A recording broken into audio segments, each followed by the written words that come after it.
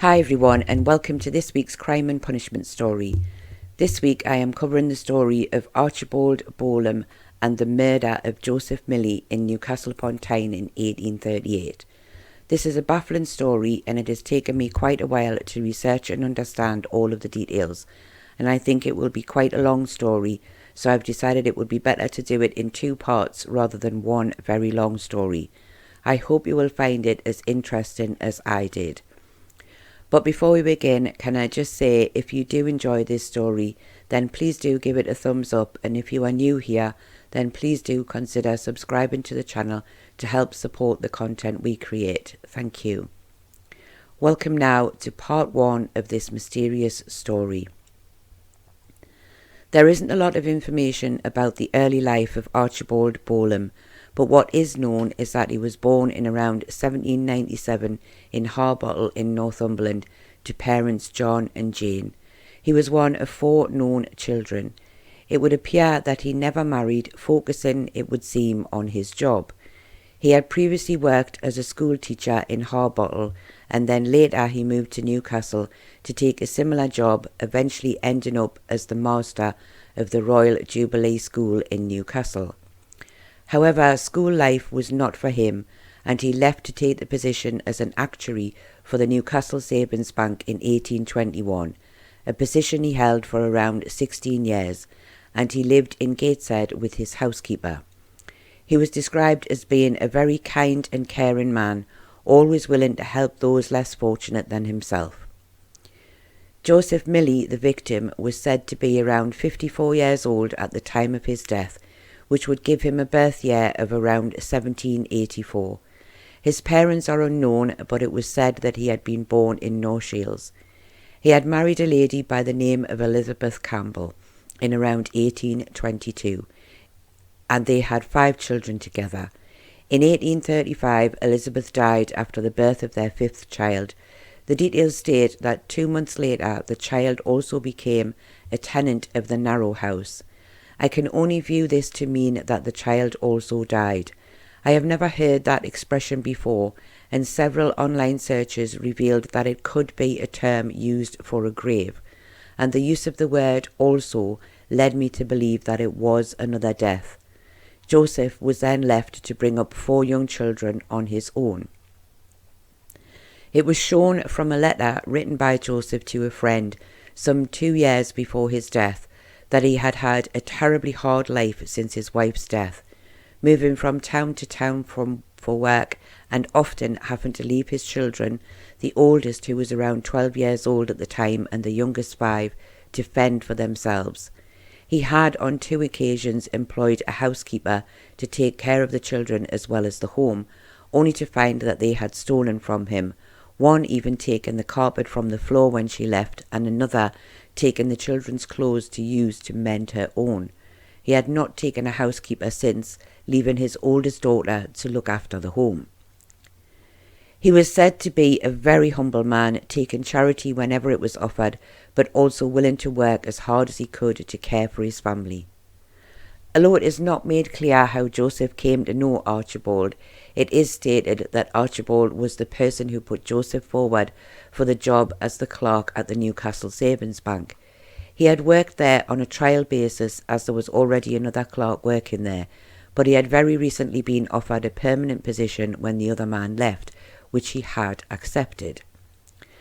The Newcastle Savings Bank was situated in a building known as the Royal Arcade on Pilgrim Street in Newcastle. The building was designed by John Dobson and built by Richard Granger, completed in 1832. Originally planned as a corn exchange, but later becoming a commercial and shopping centre.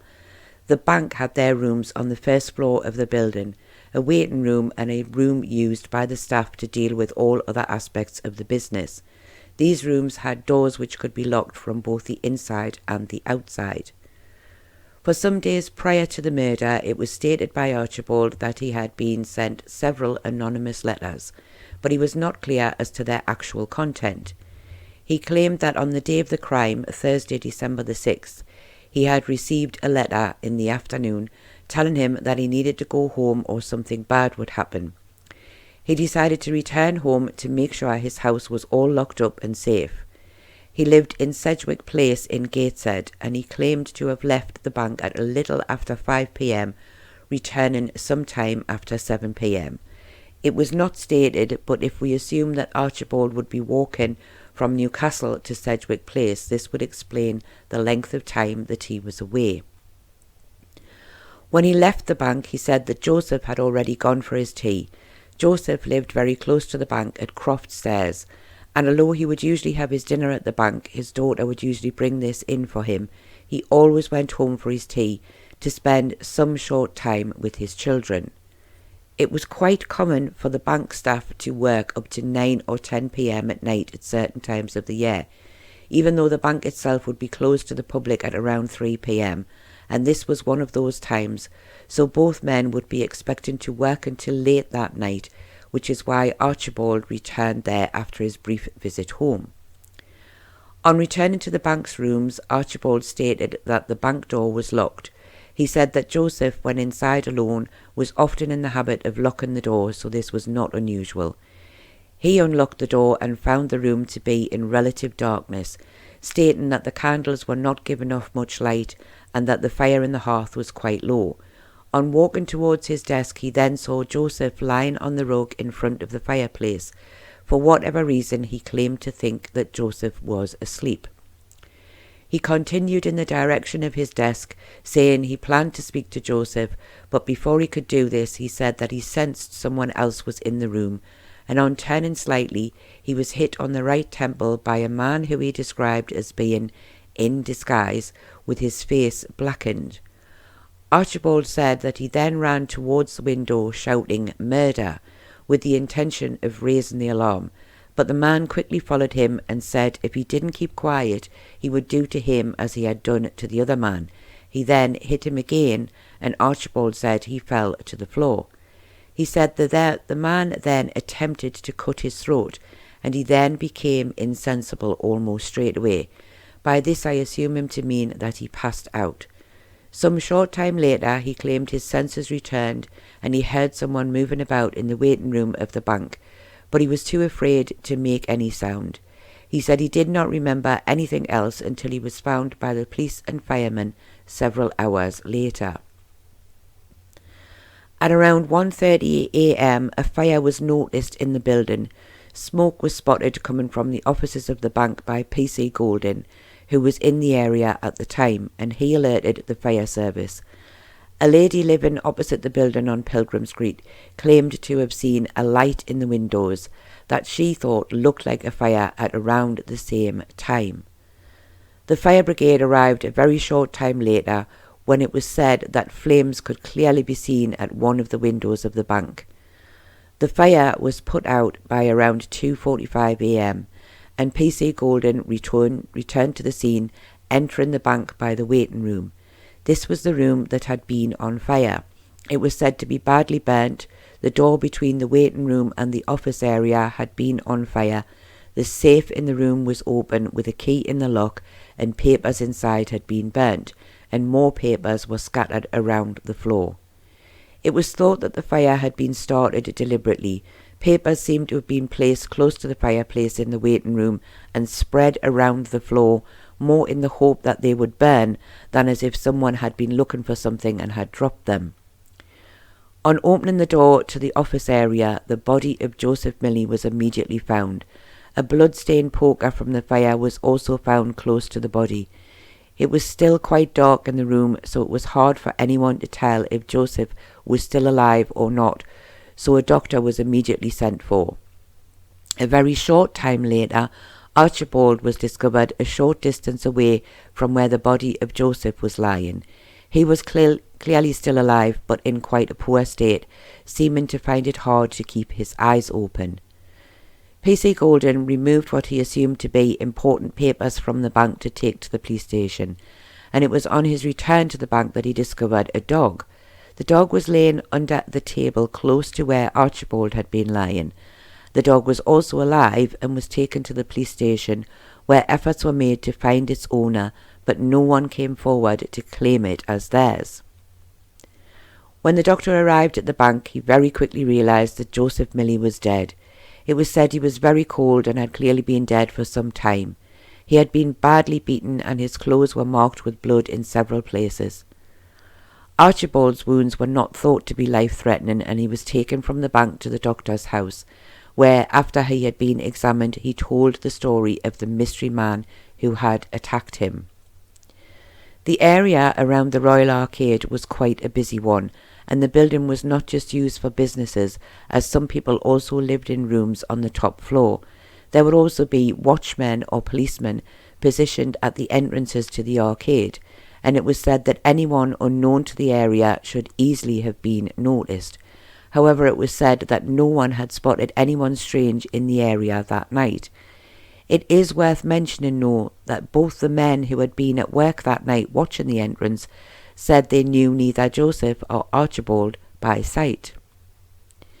It was not until the inquest that things began to get a little stranger and more confusing. The whole crime had caused much interest in the town, and it was said that most people in Newcastle were talking about it with their own ideas about what had happened. Hundreds of people attempted to attend the inquest, but it had to be limited as there simply wasn't the space to allow everyone in. On a few occasions, people actually had to be evicted from the room as it was simply too full. It would seem that doubt was creeping in as to the statement given by Archibald after he had been found and first interviewed. It would seem the police did not believe what he had said, and it is worth mentioning that after the first day of the inquest, which lasted around 3 days, Archibald was arrested on suspicion of the murder and taken to prison. The inquest was held at the Blue Post Inn in Pilgrim Street on the first day. However, it also took place on the subsequent days at the police station in Newcastle. Several witnesses were called to give evidence. The elder daughter of Joseph Millie claimed her father had not returned home on the night of the crime for his tea, as he would usually do. She said that she had been home all afternoon and had waited up until 2 a.m. and was sure that her father had not been in the house at any time other than when he was there for his dinner at around 12:30. She said she also knew Archibald and that she had been to his house once or twice when he had sent her there to get food for herself and her brothers and sister. She said he had always been kind to her father, sometimes giving him clothes, and she had never known them to argue about anything, and that her father had been to dinner at Archibald's house the week before the crime was committed. Mary Walker, Archibald's housekeeper of 3 years, claimed it was indeed true that he had returned to the house in Sedgwick Place in the early evening of the night of the crime. When he arrived there, she had asked him why he had returned. He said he had come to collect a key that he needed and had forgotten. He also told her to make sure that all the doors and windows were securely closed. She said he did not enter any other rooms in the house other than the kitchen and the parlour, where he went for only a few minutes before leaving to return to the bank. He did not mention any anonymous letters to her. It was noted that a pane of glass in the kitchen window was broken, and Mary said that she had done this herself by accident. It seems this part of her story was in question, and the police had not believed her. When further questioned, she said that Archibald did not have a key for the house, but she had never said that she had been out when he came home or that she had found him in the kitchen when she returned, or that he had been the person who had broken the window. She said she herself had let him into the house. She said that she had seen Archibald the day after the crime at the doctor's house and had briefly spoken to him, but she said that no one had told her to tell anything other than the truth. However, some of this information would change at a later date. Archibald's previous housekeeper, Jane Deans, said she had visited his house the day after the crime. She said she had spoken to Mary Walker and she had told her the same story about the key, and she did not mention anything to her about the broken kitchen window or any strange letters. One of the firemen stated that some papers near the hearth in the waiting room of the bank had been burning, and that other areas of the room had also been burning, such as a closet in the corner and the door to the main part of the bank, and there was also a hole that had been burnt into the floor. He had also been present when the body of Joseph Millie had been found, and he stated that the poker was lying close to the body and that one end was completely bent out of shape, and there was blood and hairs on it. it was assumed a lot of force had been used to bend it in such a way. Archibald gave evidence, however, on this occasion he was asked if he understood that anything he said may be used as evidence against him. He said that he understood and he was prepared to tell the truth. Most of what he said was similar to what he had said when first interviewed, but some things were a little different. He said that he had shown Joseph the last anonymous letter he had received and had then placed it on his desk in the bank. He said the letter was not signed and that he had no idea who may have sent it or the others, and that since leaving the last letter on his desk he had not seen it since, and he had burnt all of the previous letters. When cross-examined about finding the body of Joseph, Archibald stated that he did not know for certain when he first saw the body on the floor that it was Joseph, but no other person had been in the bank but Joseph when he had left to go home, and no other person but Joseph would have been able to get in, so this was why he had decided that it was him laying on the floor. This was slightly strange, as his previous statement had said that Joseph was not in the bank when he left to go home, yet here he seemed to be saying that he was still there. Archibald also claimed that although he could smell smoke, he was too weak to get up and too afraid that the person who had attacked him was still there, and he said that even though he could later see flames through the door, he was still not able to get up as he felt too ill. He was sure the fire had been started very early in the evening. He said he had been told that the wound to his neck was not a deep one and that he felt no pain from it. However, he did say that he felt pain in his head from the blows he had received from the man in the bank who had attacked him, and that he also had bruising to his sides from the same attack. P.C. Bell stated that on examining the body of Joseph, it was found that the coat he was wearing contained coal wrapped in papers in the pockets. Much was made of this. The police even went as far as to weigh the coal to see how much there was, though for what reason seems unclear. He also described a lot of blood in the room, even some on the desk near where Archibald had been found, and a penknife on the desk, but P.C. Bell stated there was no blood on the knife, either the blade or the handle. He also said that although they had searched, they had found no evidence of any anonymous letter on the desk in the bank where Archibald said he had left it. As previously stated, Joseph had only been working in a temporary position at the bank until 3 days prior to his death, and evidence was given by John Blakey, a shoemaker of Newcastle, who said he had known Joseph for around 18 months, and that recently he had been into his shop, and at that time they had talked about his new job at the bank.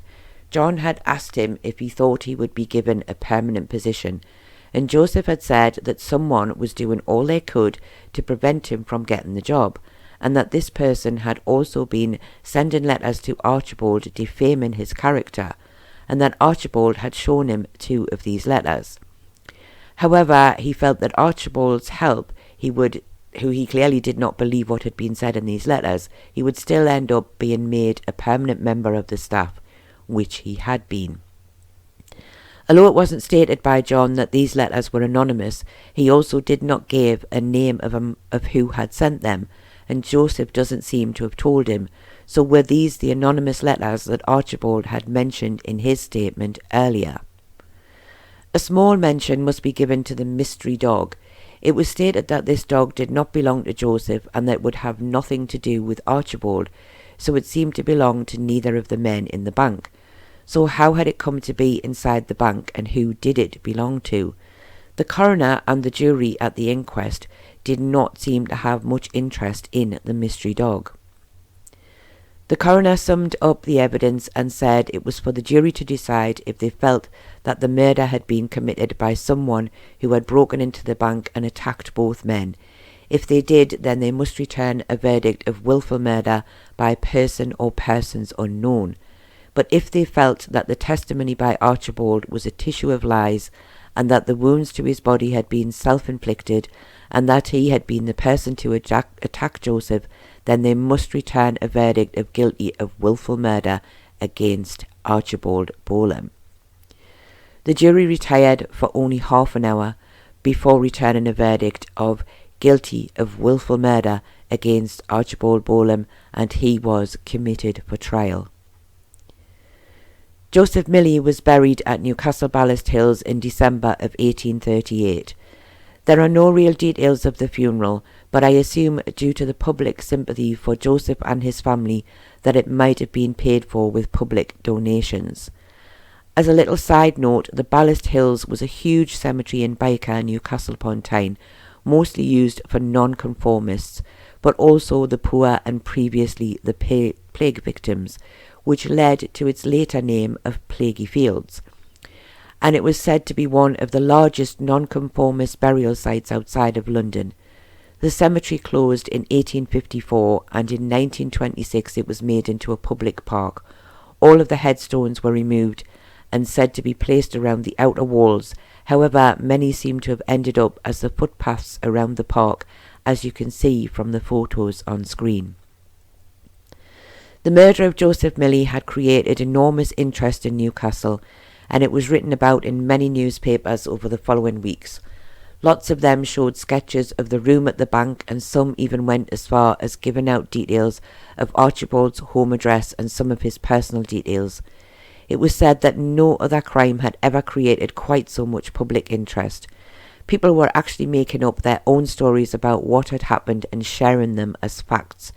Many of these so-called facts even reached the newspapers. It seemed that almost everyone in the town had their own opinion, and almost all felt that Archibald was guilty of this terrible murder and wanted to see him hanged. The trial was set to take place in March of 1839. So what happened next? Well, you will need to wait until next week to hear part 2, with still more strange twists and turns to this already confusing story. Thank you all very much for watching, and I hope to see you again next week for part 2.